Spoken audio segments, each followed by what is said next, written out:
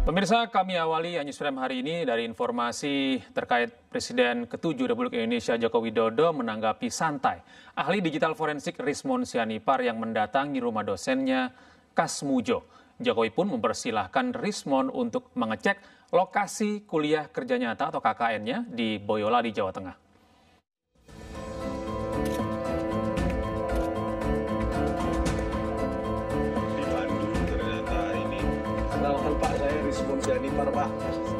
Ahli digital forensik Rismon Sianipar masih meragukan keaslian ijazah Presiden ke-7 RI Joko Widodo. Rismon Sianipar nekat mendatangi rumah Kasmujo di Pogung Kidul, Kabupaten Sleman, Yogyakarta untuk mengkonfirmasi apakah benar Kasmujo adalah dosen pembimbing skripsi dan akademik Jokowi meski hal tersebut melanggar aturan. Dalam video, Kasmujo pun menyebut bahwa dirinya bukanlah dosen pembimbing skripsi dan akademik Joko Widodo. Bapak saat itu berarti bukan pembimbing skripsi?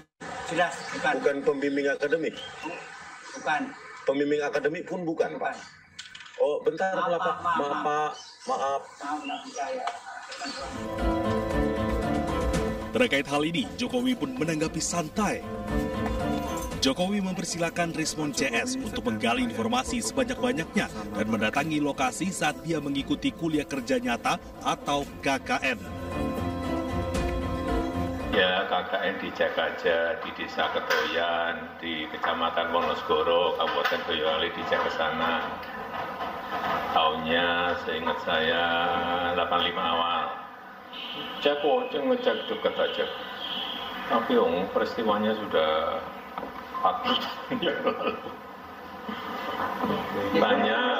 Tanya ke dulu Pak kepala desanya, kalau sudah beliau dulu waktu saya KKN sudah agak sepuh, ya tanya ke putra putrinya, gampang, dekat.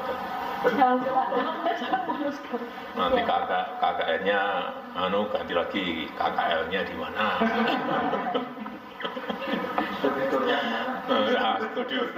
Studiturnya ada di mana?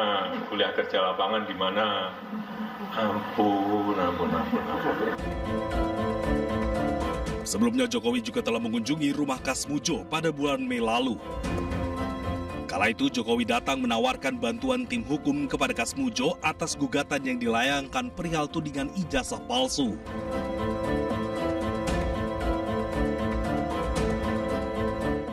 Sementara itu, pakar telematika Roy Suryo menyebut tim pengacara Presiden ke-7 Republik Indonesia Joko Widodo sedang menunjukkan aksi Sri Mulat karena melontarkan pernyataan dengan logika terbalik. Sebelumnya, kuasa hukum Presiden ke-7 Republik Indonesia Joko Widodo, Rifai Kusumanegara, mengklaim tuduhan-tuduhan ijazah palsu Jokowi ditujukan bukan untuk mencari kebenaran atau kepentingan akademik semata, melainkan hanya untuk menjatuhkan Jokowi.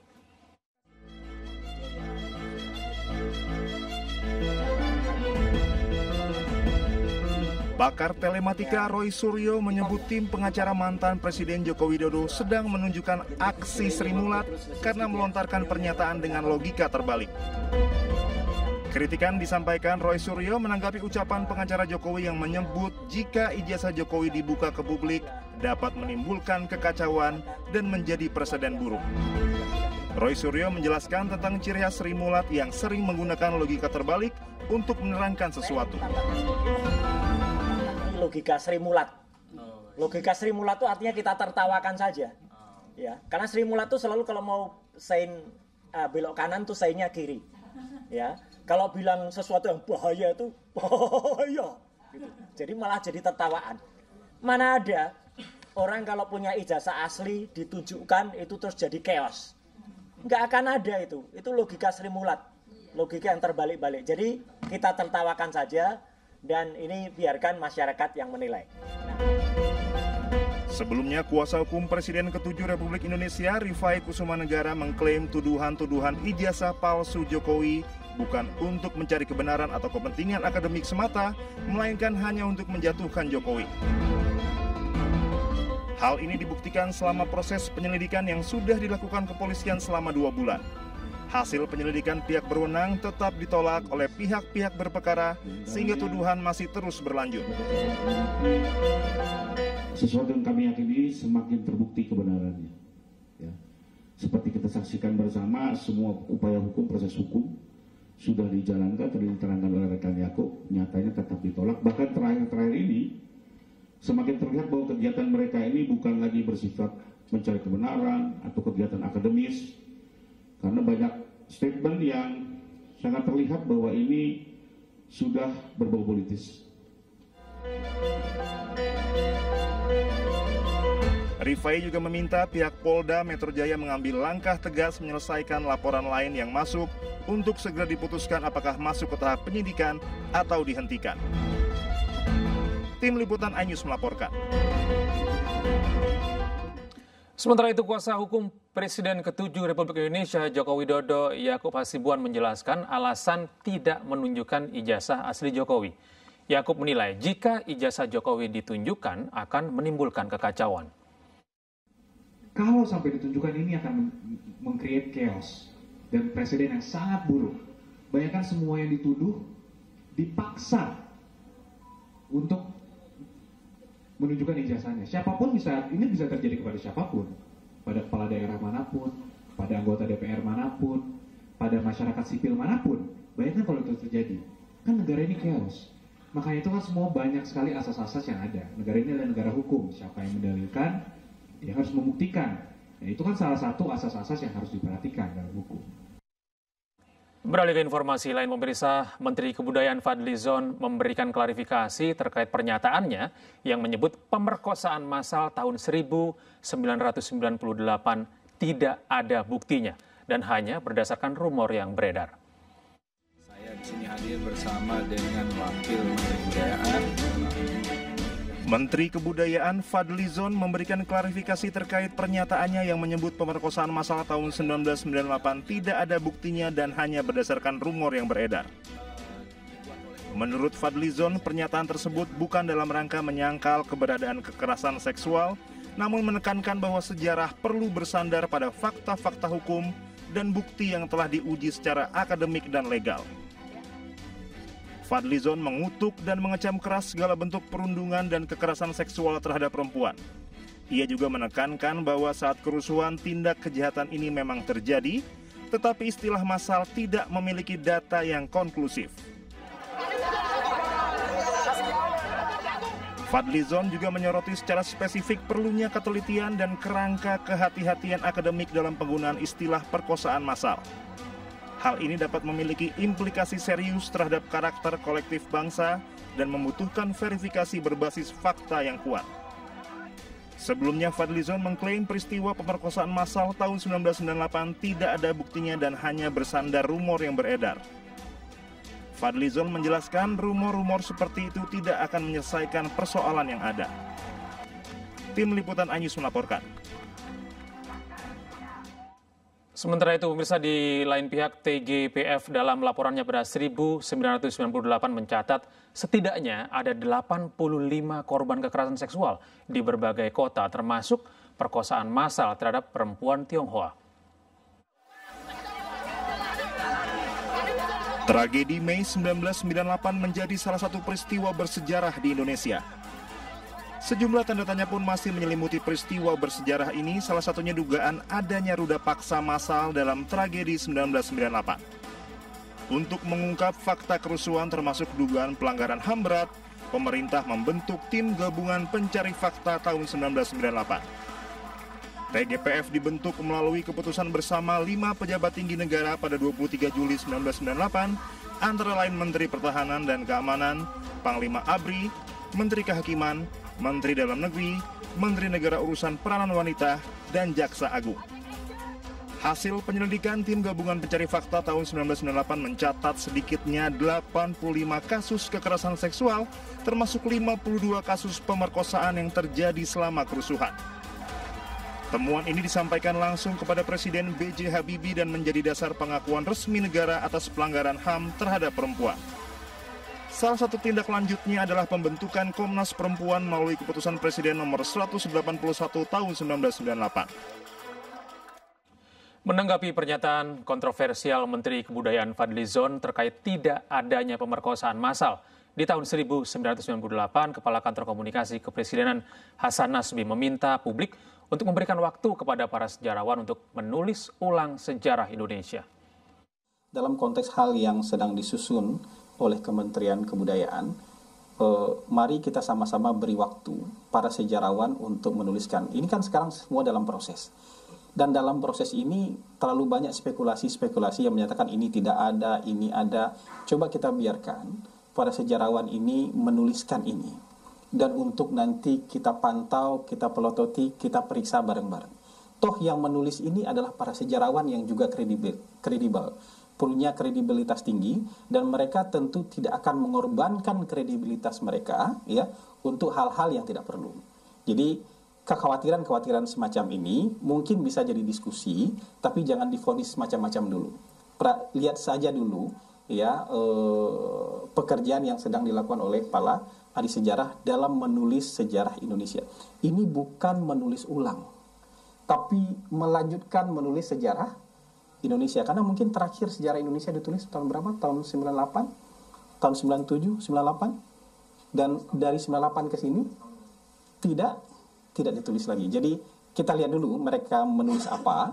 Sudah kita punya draft resminya, nanti baru kita koreksi bareng-bareng. Sementara itu, Direktur Eksekutif Amnesty International Indonesia, Usman Hamid, menyayangkan sikap Menteri Kebudayaan yang menilai peristiwa ruda paksa massal 1998 hanyalah rumor belaka. Menurut Usman maksud kami, pernyataan Fadlizon mengabaikan fakta hukum dan kajian akademik yang telah dilakukan. Dan sejarah memang perlu bersandar pada fakta-fakta hukum ya, atau fakta-fakta akademik, katakanlah begitu ya, bersifat ilmiah gitu. Tapi justru anggapan bahwa perkosaan massal itu adalah rumor tidak mencerminkan keilmiahannya. Tidak mencerminkan bahwa itu memiliki fakta-fakta hukum dan akademik gitu.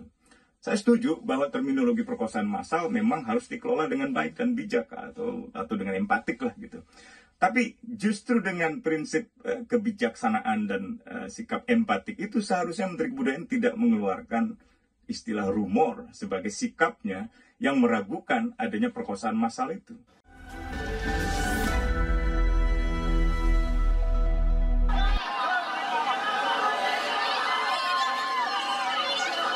Tenaga menghibahkan pikiran untuk memperjuangkan marwah rakyat Aceh.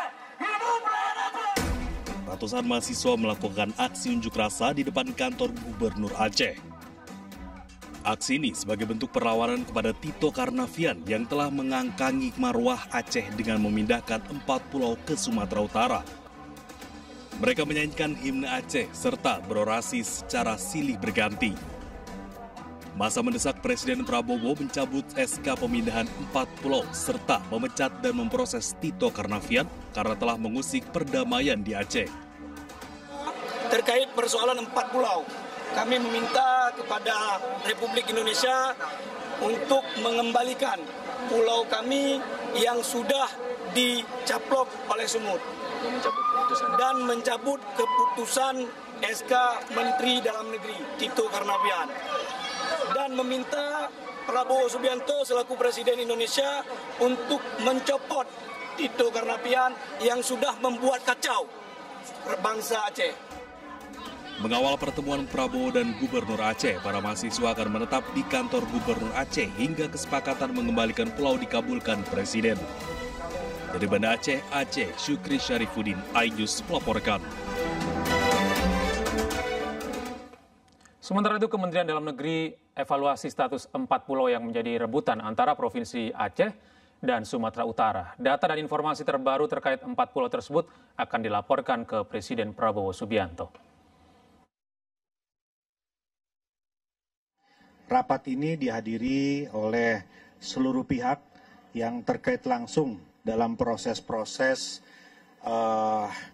penentuan batas wilayah, penamaan kode, dan kegiatan yang terkait dengan identifikasi rupa bumi secara nasional. Hadir Sekjen Kementerian Pertahanan, kemudian hadir juga Kepala Badan Informasi dan Geospasial, dan seluruh pihak ya, dari Angkatan Laut, Angkatan Darat, dan berbagai pihak, termasuk juga para pelaku sejarah, jajaran Kemendagri yang tadi langsung juga dihadirkan agar memberikan perspektif langsung terkait dengan proses yang ada sampai saat ini. Yang pertama, perlu kami luruskan mengenai opini yang selama ini beredar di pemberitaan dan di publik, bahwa ada hal-hal yang sifatnya terlalu spekulatif terkait dengan keputusan Menteri Dalam Negeri yang mengait kepada status 40 tadi. Jadi yang terjadi adalah sebetulnya pemutakhiran data terkait dengan kode wilayah atas seluruh wilayah di Indonesia. Jadi Bapak Menteri tidak spesifik hanya menandatangani wilayah Sumatera Utara dan Aceh saja atau 40 saja, tapi seluruh Indonesia. Jadi ada 4.000 lebih lampiran keputusan yang ditandatangani oleh Bapak Menteri Dalam Negeri. Kepala Komunikasi Kepresidenan Hasan Nasbi memastikan Presiden Prabowo Subianto segera mengambil alih penyelesaian polemik 4 pulau yang diperebutkan Provinsi Aceh dan Sumatera Utara. Dalam pengambilan keputusan ini, Presiden akan mempertimbangkan aspirasi warga dan aspek sejarah.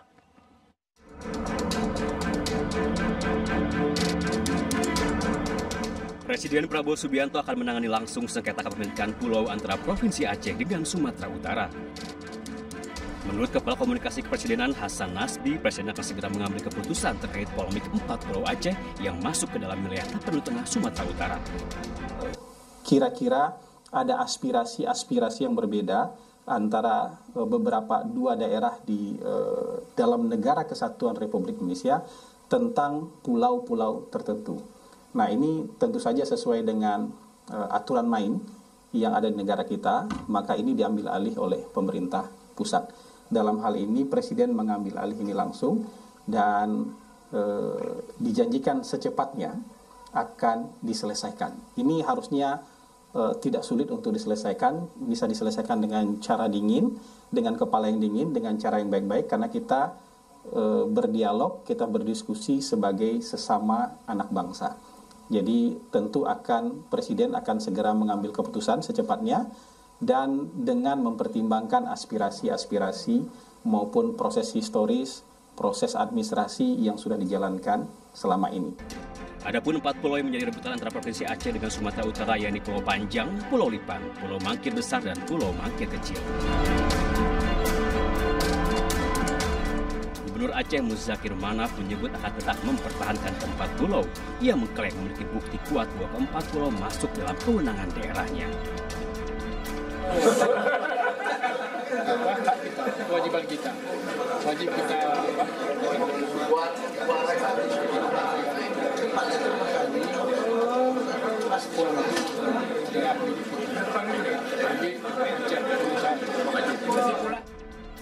Kisruh bermula usai Kementerian Dalam Negeri memutuskan 4 pulau dinyatakan masuk ke wilayah Kabupaten Tapanuli Tengah, Provinsi Sumatera Utara. Mendagri Tito Karnavian menegaskan pemerintah pusat tidak memiliki kepentingan pribadi dan hanya ingin menyelesaikan masalah batas wilayah secara objektif. Tim Liputan Ainus. Menteri Koordinator Bidang Hukum, HAM, Imigrasi, dan Pemasyarakatan Yusril Iza Mahendra menjelaskan keputusan 4 pulau yang jadi rebutan antara Aceh dan Sumatera Utara belum final. Ia pun meminta semua pihak bersabar karena pemerintah akan memutuskan dalam waktu dekat. Jadi semua pihak akan bersabar ya. Pemerintah betul-betul ingin menyelesaikan masalah ini dalam waktu dekat dan berupaya untuk mencari keputusan yang terbaik bagi semua pihak. Dan karena itu kami berharap semua pihak bersabar. Keputusan tentang itu belum final ya. Penentuan batas wilayah itu berdasarkan undang-undang pemerintahan daerah diputuskan melalui peraturan Mendagri. Pemirsa, 4 pulau di Sumatera jadi rebutan 2 provinsi. Bukan tanpa alasan, berdasarkan temuan ilmiah, terdapat sumur yang kaya minyak dan gas bumi di wilayah tersebut.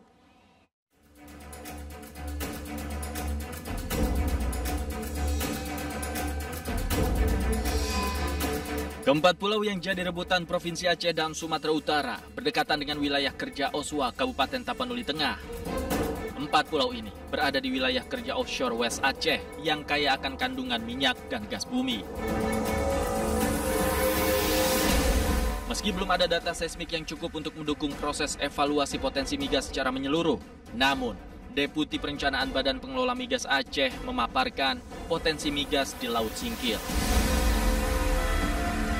Ada 6 sumur di daerah itu yang mereka jadikan studi ditambah dengan seismik plan yang bisa kita akses di MDR di websitenya Kementerian, itu Migas Data Repository. Dari 6 sumur yang mereka tampilkan ini, memang ada satu sumur yang sangat menarik ya. Sumur ini namanya Singkil 1. Itu dia discovery, gas discovery dengan average gasnya dari 2 sampai 9 mmSCF, sudah pernah dites ya. Cuma ini sumur kan tahun 1973 dan berjarak sekitar 30 sampai 40 km dari pulau yang diperbincangkan ini. Memang di pulau ini sendiri kita nggak punya data sumur. Data sumur dan data seismik tidak ada di pulau tersebut. Cuman kita ingin sampaikan bahwa di sekitar area ini di Oswa tadi, data seismiknya juga sudah lama sekali, sehingga rencananya tahun ini atau awal tahun depan, kontrak di bawah kewenangan BPMA mereka akan melakukan survei. BPMA mendorong survei awal dilakukan dan akuisisi data seismik agar potensi migas bisa diidentifikasi lebih jelas di keempat pulau itu. Dari Banda Aceh, Syukri Sarifudin, iNews melaporkan.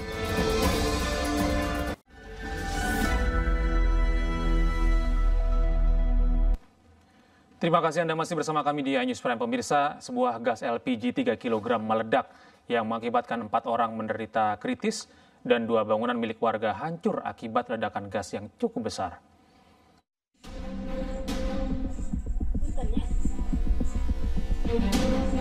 Inilah video amatir warga memperlihatkan kondisi rumah yang hancur akibat ledakan gas bocor di kawasan Jalan Rahayu, Kecamatan Andir, Kota Bandung. Nampak seluruh isi bangunan luluh lantah akibat ledakan besar. Selain itu, ledakan juga menghancurkan dinding rumah yang berada di sampingnya hingga berlubang. Kejadian bermula saat penghuni rumah yang hendak mengganti gas LPG 3 kg mulai curiga jika gasnya bocor. Tak berselang lama, gas yang baru diganti tiba-tiba meledak hingga membuat 2 penghuni rumah serta 2 orang tetangganya tersambar api. Akibatnya 4 orang mengalami luka bakar di sekujur tubuhnya. Pertamanya dari rumah gitu, dari rumah saya kok ada kayak nggak ada apa jatuh gitu.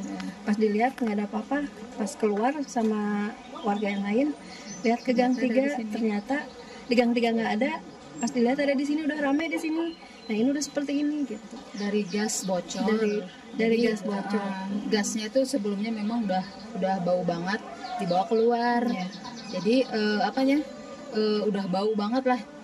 Sama orang rumah tuh dia mencoba untuk dimasukin ke dalam dicobain ke air pakai baskom memang gitu. Mengeluarkan uap kayak gitu ya, kayak bukan uap salju kayak ya, salju gitu, bubuk gitu. Nah kemudian mungkin ada nggak tahu gimana meledaklah di dalam. Petugas telah mengamankan gas LPG 3 kg serta membawa seluruh korban ke rumah sakit terdekat. Dari Bandung, Jawa Barat, Ervan David, iNews melaporkan. Diduga melakukan pelecehan seksual terhadap anak di bawah umur, seorang karyawan minimarket di Tangerang, Banten diamankan warga. Pelaku nyaris diamuk warga saat ditangkap.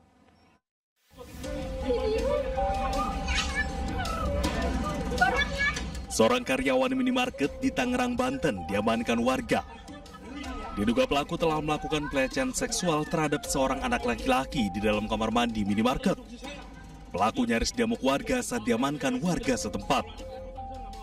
Peristiwa terjadi saat korban hendak membayar ke kasir. Pelaku mengiming-imingi korban dengan isi ulang voucher game gratis dan mengajak korban ke kamar mandi minimarket dan melakukan aksi tidak terpuji tersebut kepada korban. Aksi bejat pelaku diketahui orang tua korban setelah korban kembali ke rumahnya karena korban berjalan tidak seperti biasanya dan saat diperiksa terdapat cairan sperma di lubang anus korban.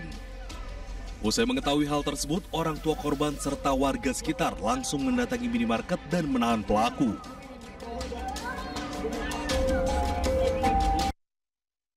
Oknum prajurit TNI Angkatan Laut Klasi 1 Jumran yang membunuh seorang wartawati divonis hukuman penjara seumur hidup oleh Pengadilan Militer Banjarmasin, Kalimantan Selatan. Jumran juga dipecat dari Kesatuan TNI AL.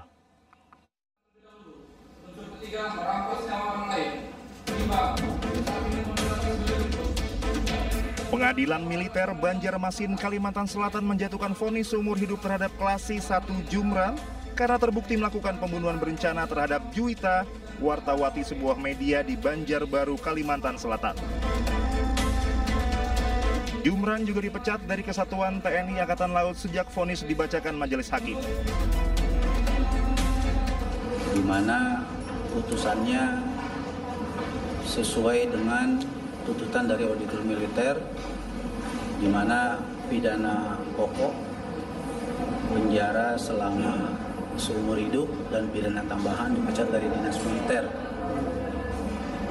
Pertanyaan soal remisi atau nanti upaya hukum berikutnya seperti yang tadi dijawab oleh terdakwa sendiri, bahwasanya sikap terdakwa saat ini adalah pikir-pikir. Jadi kita belum mengetahui putusan apa yang diambil oleh terdakwa. Namun pihak keluarga melalui kuasa hukumnya menyatakan tidak puas atas vonis seumur hidup atas Jumran. Keluarga menginginkan Jumran dihukum mati. Sepakat dengan keluarga tadi, khususnya dengan Bang Praja dan orang tua korban, bahwa putusan hari ini yang sifatnya sumber itu belum memberikan rasa keadilan bagi keluarga korban, bahkan bagi kita yang hadir di ruangan ini. Mengapa demikian? Karena yang seharusnya dari tuntutan itu adalah hukuman mati, putusannya pun bisa lebih dari hukuman mati itu. Dasarnya apa? Dengan cara ultra petita, hakim boleh mengambil putusan di atas dari tuntutan. Kuasa hukum keluarga korban, Fazri, menegaskan pihaknya akan terus mengawal kasus ini agar dugaan adanya pelaku lain dalam kasus pembunuhan Juwita ini dapat diungkap. Dari Kota Baru, Banjarbaru, Kalimantan Selatan, Sairi Ainews melaporkan. Kita beralih ke informasi berikutnya, pemirsa. Konsep rumah subsidi yang tengah dirancang pemerintah akhirnya dirilis. Rumah bersubsidi ini hadir dengan ukuran 14 meter persegi dan 23,4 meter persegi.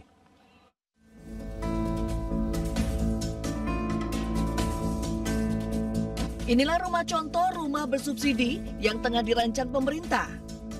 Rumah bersubsidi ini hadir dengan dua tipe. Yang pertama tipe 1 kamar tidur dengan luas bangunan 14 meter persegi dan luas tanah 25 meter persegi. Dalam rumah contoh ini berisi ruang tamu yang menyatu dengan area dapur dan cuci, sementara di belakangnya merupakan kamar tidur yang menyatu dengan kamar mandi.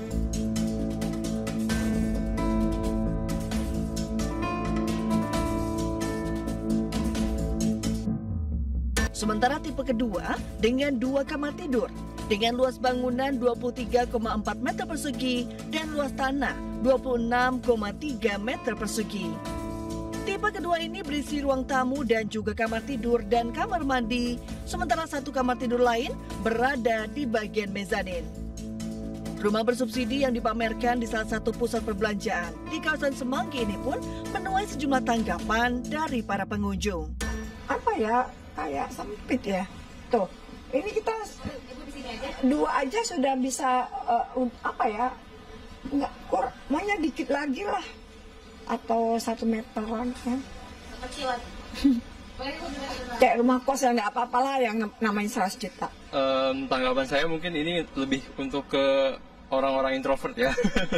Karena nggak bisa terima tetangga nih. Karena iya benar nggak bisa terima tamu. Karena ini untuk dari segi kebutuhan sih mungkin pasutri baru itu bisa untuk menempati di rumah subsidi yang baru ini ya. Sebenarnya memang bagus ya pemerintah itu melakukan aksi inisiatif untuk membangun rumah subsidi ya bagi yang kurang mampu. Tetapi ketika aku masuk ke dalam kok kayaknya masih ada banyak hal yang perlu dipertimbangkan lagi ya, apalagi dari ukurannya dan juga segi kenyamanannya. Tergolong rumah kayaknya masih belum ya. Maksudnya kalau aku masuk ke situ kok kayak di rumah boneka ya. Maaf ya, tapi itu terlalu mini. Maksudnya kalau punya satu keluarga dua anak kayaknya nggak mungkin sih. Rencananya rumah subsidi super mini ini akan dibangun di area Jabodetabek dengan harga mulai 100 juta rupiah tergantung lokasi. Dari Jakarta, Adisti Arifa, Sadu Santo, Yudi Richard, iNews melaporkan. Kita beralih ke informasi berikutnya. Pemirsa, Partai Perindo memenuhi undangan pertemuan dan sekaligus menggelar dialog kebangsaan dengan Wakil Menteri Pertahanan Malaysia, Adli Zahari, di Jakarta. Dalam momen silaturahmi ini, keduanya memiliki komitmen yang kuat dalam membangun bangsa dan memberikan solusi, inovasi, serta gagasan-gagasan baru bagi persoalan fundamental yang sedang dihadapi bangsa dan negara.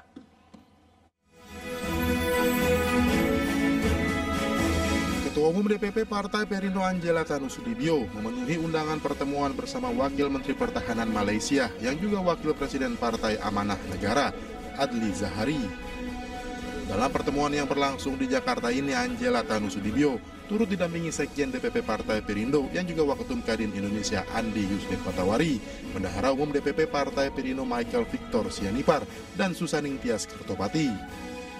Partai Perindo dan Partai Amanah Negara memiliki sejumlah kesamaan, yakni kedua partai yang berusia 10 tahun dan saling mendukung demi kemajuan kedua negara, terutama dalam melibatkan generasi muda dan teknokrat dalam kancah perpolitikan. Jadi mungkin beberapa idealisme melalui Amanah dan juga Perindo itu dapat kita gabungkan untuk kita perkasakan generasi belia dari segi penyampaian maklumat. Tadi perjumpaan kita dengan Ketua Umum Perindo, Puan Ibu Angela, banyak tertumpu kepada bagaimana kita memperkayakan maklumat kepada generasi muda. Berbagai potensi tentu bisa kita kerjasama dalam semua sektor. Khususnya menjaga kawasan ASEAN, kemudian perkembangan ekonomi, baik dalam semua segala sektor, pertahanan, keamanan maupun pangan, karena kita menjadi satu bagian strategis. Partai Perindo yang juga dikenal sebagai partai kita akan terus membuka diri dengan berbagai pihak demi bertransformasi menjadi partai modern dan inklusif, sehingga bisa nurturing atau mengembangkan inovasi serta gagasan baru dalam membangun bangsa. Dari Jakarta, Jessica Winoto, Muhammad Fakih, iNews melaporkan. Terima kasih Anda masih bersama kami di iNews Prime. Pemirsa, Presiden Republik Indonesia Prabowo Subianto memulai rangkaian kunjungan kenegaraannya di Singapura dengan menghadiri upacara penyambutan kenegaraan di Parliament House pada Senin pagi. Kedatangan Presiden Prabowo disambut langsung oleh Presiden Singapura, Tharman Shanmugaratnam. Presiden Prabowo dan Presiden Tharman berjalan berdampingan melewati karpet merah menuju tempat utama upacara kenegaraan berlangsung. Setelah upacara penyambutan, Presiden Prabowo Subianto menandatangani buku tamu sebagai simbol penghormatan dan persahabatan antar kedua negara. Agenda kenegaraan kemudian dilanjutkan dengan kunjungan kehormatan Presiden Prabowo Subianto kepada Presiden Tharman Shanmugaratnam beserta delegasi masing-masing. Presiden Tharman menyampaikan apresiasi atas kehadiran Presiden Prabowo dalam kunjungan kenegaraan perdananya ke Singapura. Ia juga mengenang hubungan baik yang telah terjalin sejak lama antara Presiden Prabowo dan Singapura. Pembicaraan-pembicaraan terkait hubungan bilateral kedua negara dan kerjasama dengan Singapura, antara Indonesia dan Singapura, itu akan kita dalami dan kita diskusikan dalam bentuk-bentuk yang lebih tangible dan konkret. Kita beralih ke informasi berikutnya, pemirsa. Konflik Iran dengan Israel semakin memanas. Pemerintah Iran mengancam akan menggempur Israel dengan serangan yang lebih keras. Iran menyebut dunia akan segera melihat jatuhnya arogansi Israel.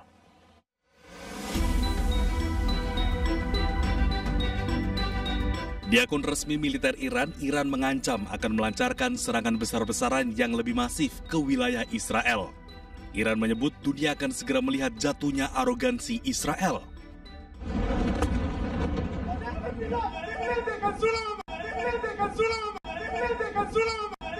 Serangan Iran ke dua wilayah Israel, yakni Tel Aviv dan Yerusalem, terus berlangsung sejak Jumat dini hari.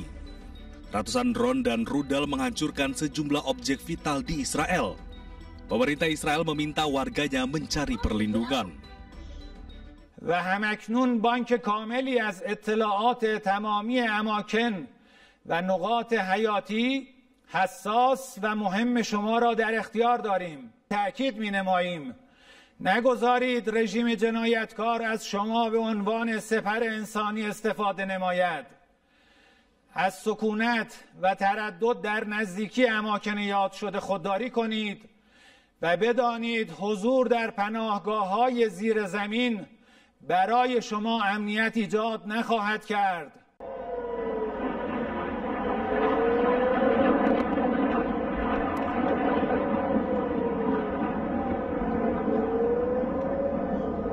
Langit Tel Aviv dihujani roket dari Iran. Sirine peringatan serangan berbunyi di Israel. Sistem pertahanan Israel, Iron Dome pun mencoba menghalau roket dari Iran. Hingga kini belum bisa dipastikan kerusakan yang ditimbulkan akibat serangan ini.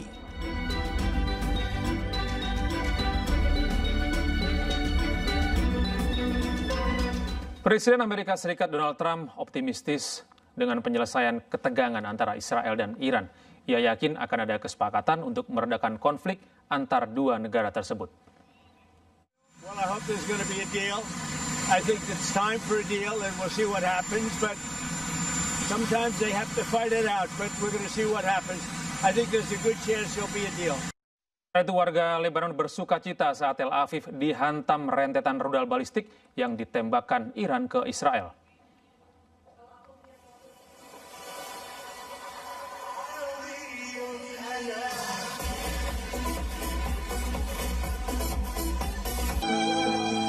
Di tengah ketegangan geopolitik yang meningkat antara Iran dan Israel, sebuah video viral di sosial media. Alih-alih panik dan sembunyi, sejumlah warga Lebanon merayakan serangan Iran ke Haifa, Israel, dengan berpesta di atap sebuah hotel.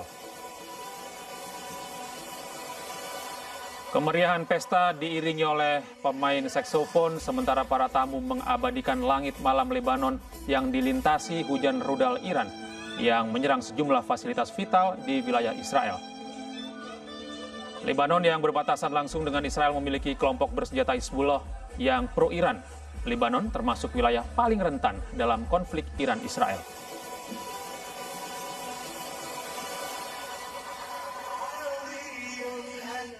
Pemirsa, sejumlah artis dan warga negara Indonesia lainnya mengikuti rombongan global Long March to Gaza. Namun rombongan dari Indonesia ini terhenti di Kairo, Mesir karena mendapatkan intimidasi. Dan pemirsa, informasi ini sekaligus mengakhiri jumpa kita dalam iNews Prime hari ini. Temukan selalu informasi-informasi kami di www.inews.id. Cuplikan tayangan berita iNews juga dapat Anda saksikan di kanal YouTube @official_iNews. Sesaat lagi, rekan saya Reni Arumsari akan hadir dalam program iNews Malam. Saya Gede Satria pamit undur diri. Terima kasih atas kebersamaan Anda. Tetap sehat, tetap semangat, dan sampai jumpa. Kita nggak boleh kemana-mana, kita nggak boleh keluar dari hotel. Semua perjalanan mana? Di luar ya? Artis Zaskia Meka saat ini berada di Kairo, Mesir dan mendapatkan pantauan khusus dari polisi setempat. Melalui akun sosial media pribadinya, Zaskia membagikan dirinya diikuti dan bahkan diminta tidak meninggalkan hotel. Zaskia bersama sejumlah artis lainnya bergabung dengan total 10 warga negara Indonesia lain akan mengikuti kegiatan Long March. Namun dari hari pertama mereka tiba di Kairo, terdapat perlakuan yang cukup menegangkan diterima rombongan dari polisi setempat. Satu orang sempat dikerumuni 10 polisi untuk diminta keterangan. Ketiga kalinya dan saya lagi. Untuk itulah lo kita bawa atau langsung dikasih kopi langsung. Thank you brother. Gemeteran nggak? Parah, ini masih keringetan gua. Kena Evi. Ya. Jadi lu diwawancara berapa polisi? Tadi rame banget, sekitar 10-an lebih, dan yang terakhir dia ada kayak komandannya gitu. Sama bawa dahara. Zaskia Meka merupakan salah satu artis yang tergabung dalam 10 orang Indonesia terbang ke Kairo, Mesir. Mereka berangkat pada Kamis 12 Juni 2025 lalu untuk bergabung dalam konvoi Global March to Gaza, kontingen negara tetangga secara resmi. Rencananya, jika berhasil, mereka akan melanjutkan langkah bersama ribuan peserta lain menuju gerbang Rafah. 10 orang ini mewakili suara rakyat Indonesia dalam solidaritas kemanusiaan Palestina.